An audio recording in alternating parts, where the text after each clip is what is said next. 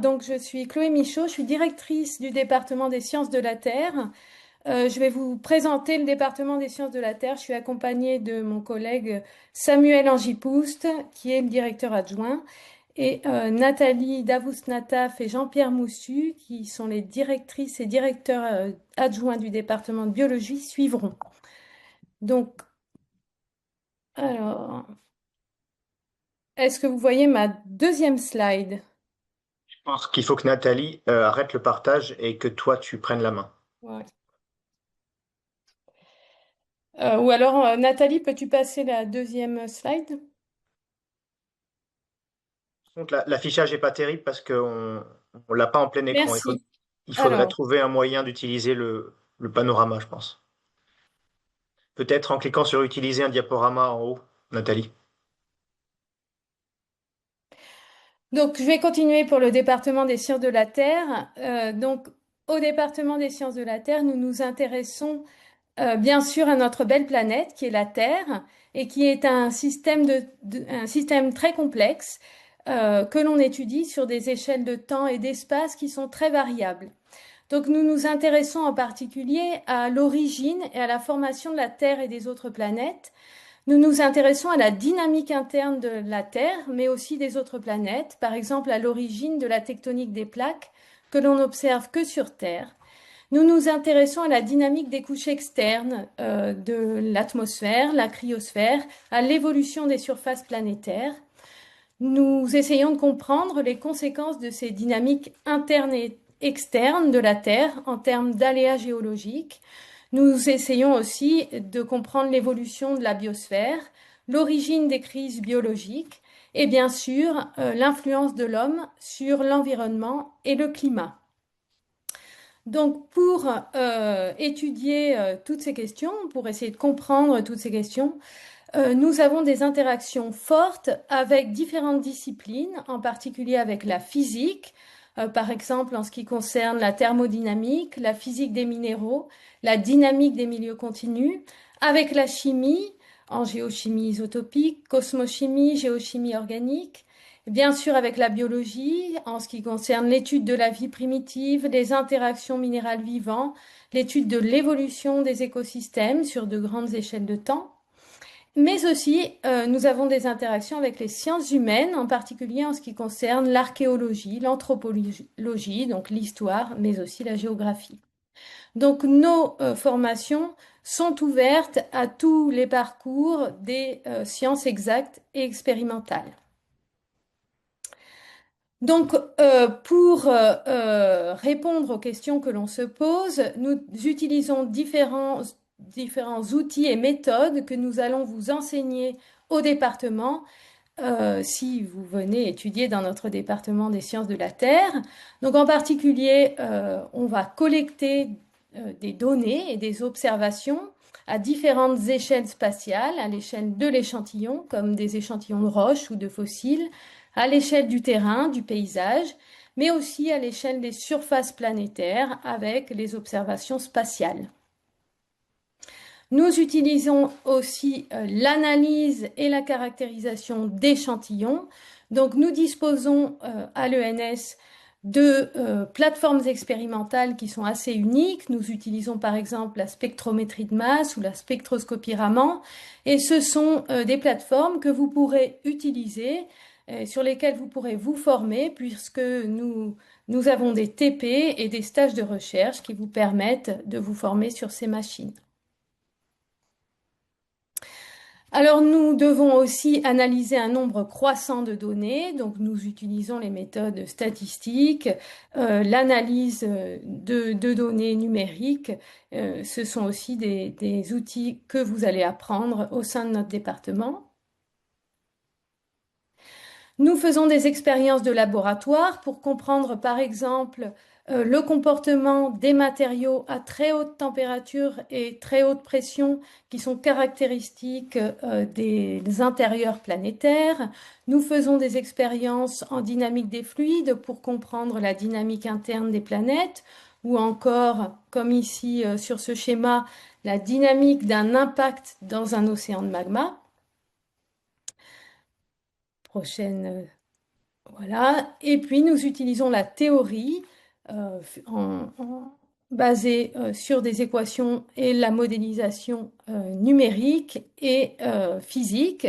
Et ce sont aussi des outils que nous allons vous apprendre.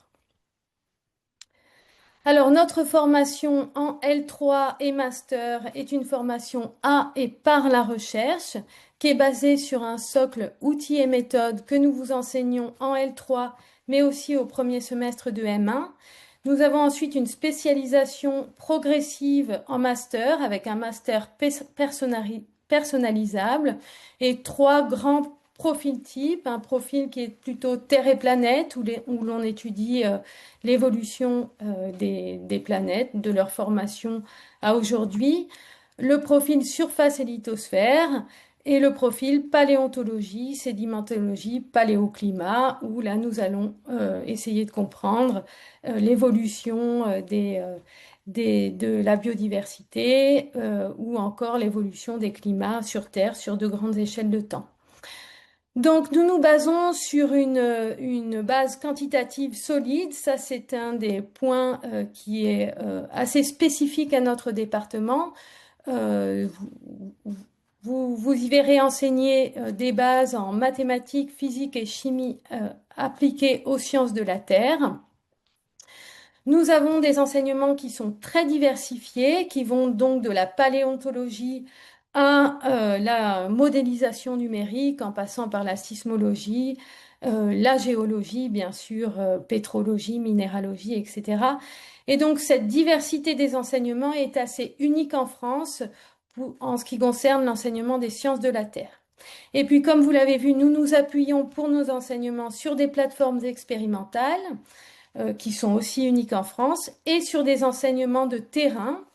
Donc, prochaine diapositive, s'il vous plaît. Voilà, pour les enseignements de terrain qui sont assez diverses. Nous commençons par un enseignement de terrain d'initiation à la géologie qui mixe les promos arrivantes et la promo de M1, et ça nous permet de faire connaissance. L'année prochaine, nous irons en Maurienne, par exemple. Nous avons de nombreux stages de géologie en cartographie, géologie structurale, etc., mais aussi des stages de terrain de campagne en mer pour la sismique marine ou en océanographie pour le prélèvement d'échantillons en particulier. Et enfin, nous avons des stages de terrain exceptionnels comme celui-ci, la dernière photographie ici qui s'est déroulée à Naples cette année, ou encore une autre année en Master 1 qui s'est déroulée en Corse. Voilà, donc de nombreux stages de recherche. Nous avons bien sûr, avec le département de biologie, une préparation à l'agrégation qui vous sera présentée par le département de biologie. Donc les débouchés de notre formation, bien sûr, les carrières universitaires sont un des forts débouchés. Les carrières dans les grands organismes de recherche comme le CNRS, le CEA, l'IRD, le SRF. À noter que plusieurs de nos anciens étudiants ont eu dans les dernières années les médailles de bronze du CNRS. Nous avons des anciens étudiants dans les grands corps, les mines en particulier, des anciens étudiants qui travaillent dans les parcs naturels, dans l'enseignement supérieur ou dans le secondaire, en entrepreneuriat aussi, dans des startups ou qui font de la médiation scientifique ou encore qui travaillent comme conseillers scientifiques dans des ambassades. Donc des débouchés assez divers, mais tout de même principalement dans les carrières universitaires, l'enseignement et les grands organismes de recherche. Pour en savoir plus, vous avez ici le lien pour le département des sciences de la Terre. Et je laisse ma parole à ma collègue Nathalie Davus-Nataf.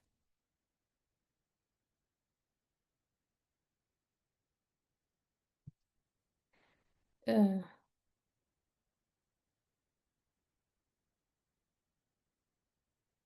Nathalie, je t'entends pas.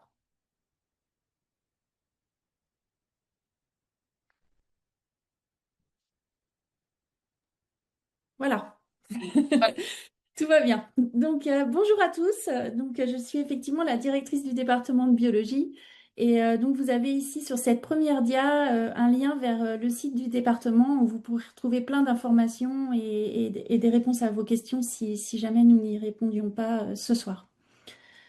Euh, donc, le département de biologie, c'est un département avec 28 enseignants-chercheurs, comme Jean-Pierre et moi-même, des maîtres de conférences, des professeurs d'université et aussi des professeurs agrégés, mais aussi des étudiants qui font des doctorats en biologie dans les laboratoires du site, sur le site de l'ENS de Lyon et qui participent à nos enseignements, et aussi des chercheurs des laboratoires de biologie qui viennent donner des cours dans nos formations.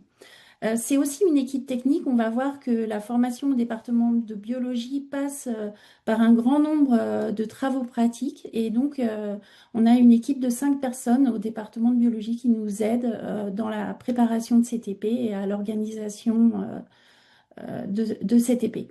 On a 2 gestionnaires de scolarité qui s'occupent des parcours L3 master et la préparation à l'agrégation. Et puis, d'un point de vue matériel, ce sont évidemment des salles pour ces travaux pratiques, avec en particulier une salle de microscopie qui est équipée avec des microscopes confocaux, des microscopes à fluorescence, enfin, un très beau matériel qui est à la disposition pour l'enseignement.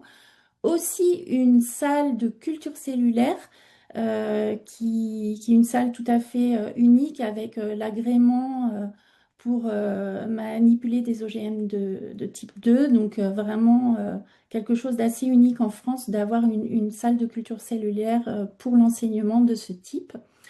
Une salle aussi des collections pédagogiques dont vous avez une photo ici en bas à droite avec des plantes, des animaux, des lames histologiques qui sont à disposition aussi pour nos enseignements.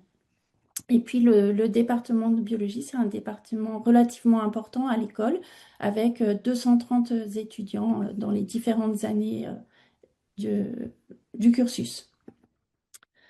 Euh, je rappelle le moyen pour vous d'arriver au département de bio de l'école. Donc la formation s'effectue en 4 ans, les 4 années du diplôme de l'ENS. Et une partie de nos promotions a d'abord réalisé des études en classe préparatoire et rentre sur concours ou sur dossier. Donc sur cette diapo, vous avez le concours de l'ENS, mais vous avez aussi la possibilité d'entrer sur dossier en candidatant via la plateforme Cadence.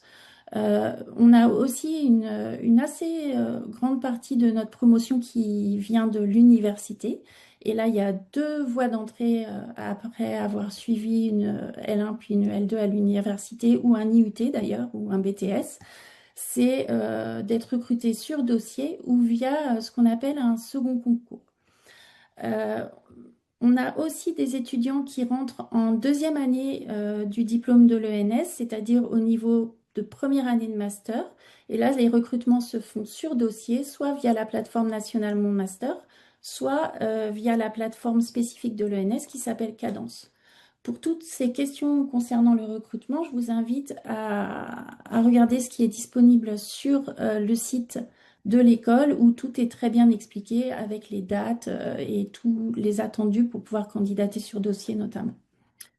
Ensuite, typiquement, le cursus se poursuit avec une 2e année de master, puis une 4e année du diplôme qui peuvent être soit consacrée à la préparation de l'agrégation SVSTU, donc on va en parler à la fin de cette présentation, le concours pour devenir agrégé de SVSTU, soit en faisant une année de stage dans des laboratoires de recherche, soit en se spécialisant avec un autre master en plus du master de biologie dont je vais vous parler juste après.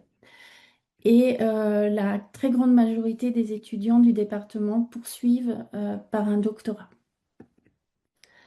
Donc, quelle formation avec la L3 et le master de biologie à l'ENS de Lyon? C'est une formation en biologie généraliste, donc avec un socle commun au niveau de la licence, au premier semestre de licence, où tous les étudiants suivent une initiation à différentes volets de la biologie. Et puis après, un large choix de cours optionnels à partir du second semestre de L3, mais aussi en M1 et en M2, y compris dans le choix des TP, où vous avez plusieurs TP qui vous sont proposés et chacun construit son propre parcours en choisissant à la fois ses cours et ses travaux pratiques. Donc vous voyez qu'on a des profils d'étudiants, par exemple, qui vont plus être intéressés par l'évolution, la paléobiologie, la bioinformatique, la génomique, et puis d'autres qui auront un profil un peu différent, tourné vers l'immunologie, la microbiologie, la virologie, les neurosciences. Mais on a aussi la possibilité de mixer ces parcours en fonction de ces inspirations personnelles. Euh, donc 8 semaines de travaux pratiques en L3 et puis une semaine de TP en M2. Et puis au moins 3 stages de recherche en laboratoire au cours de la L3 et puis en M1 et en M2. Euh, oui, ce que je ne vous ai pas dit, c'est que nos formations et la L3 et le master sont co-accréditées avec l'Université Claude Bernard Lyon 1. Donc, une formation comme pour le département de géologie, vraiment orientée vers la recherche, avec ces 7 semaines de stage dès la L3, un semestre entier de stage en labo de recherche pour le M1 et un semestre encore pour le M2.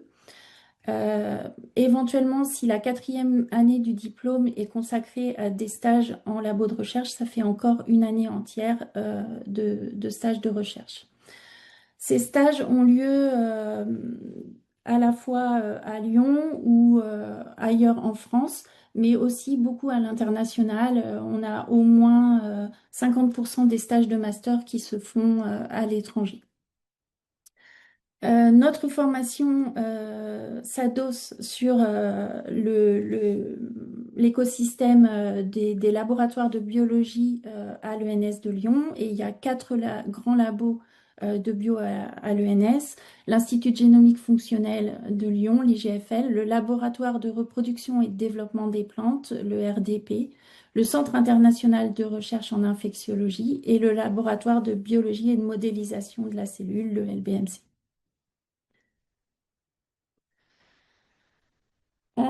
En plus de ce qu'on peut vous proposer au sein de l'école, il existe des partenariats avec des doubles cursus, notamment un double cursus entre qu'on appelle ENS médecine, mais qui est aussi ouvert aux étudiants pharmaciens et aux étudiants en odontologie. Et donc, ce double cursus, on accueille des gens qui ont déjà passé le concours de médecine ou de pharma ou dentaire et qui viennent en parallèle de leur formation avec des aménagements, bien sûr, suivent la L3 et un master biosciences santé chez nous, mais ça apporte une diversité dans nos promotions. On a aussi un double cursus avec l'École polytechnique de Lausanne, quelques étudiants qui partent chaque année à Lausanne.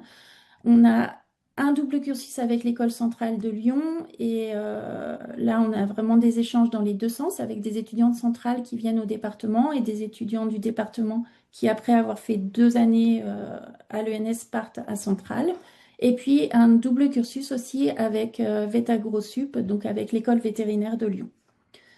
Voilà, on travaille aussi en proximité avec les autres départements de l'école, en particulier le département de sciences de la Terre, avec un M1 qui est le M1 SVSTU, où il y a à la fois des UE de biologie et des UE qui sont rattachés au département de sciences de la Terre, et puis la préparation à l'agrégation M2 et ADEP dont on va parler juste après. On a aussi un partenariat assez fort avec le département de physique, on a des cours de biophysique, on a d'ailleurs aussi des cours de mathématiques pour les biologistes et un parcours de Master 2 qu'on appelle biosciences et modélisation des systèmes complexes, où là, un certain nombre de nos étudiants de biologie sont avec des étudiants de physique et et partage pas mal de cours avec les étudiants de physique. Donc, quand vous quittez le département de biologie, 80% de nos étudiants à peu près, c'est les mêmes pourcentages que ceux de l'école en général, hein, poursuivre avec un doctorat et notre formation est vraiment tournée vers la recherche.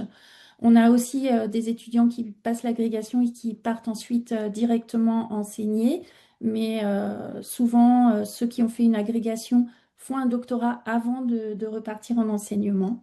Et puis on a aussi d'autres situations, des gens qui partent dans des biotech ou pour faire de la médiation scientifique ou du journalisme scientifique par exemple.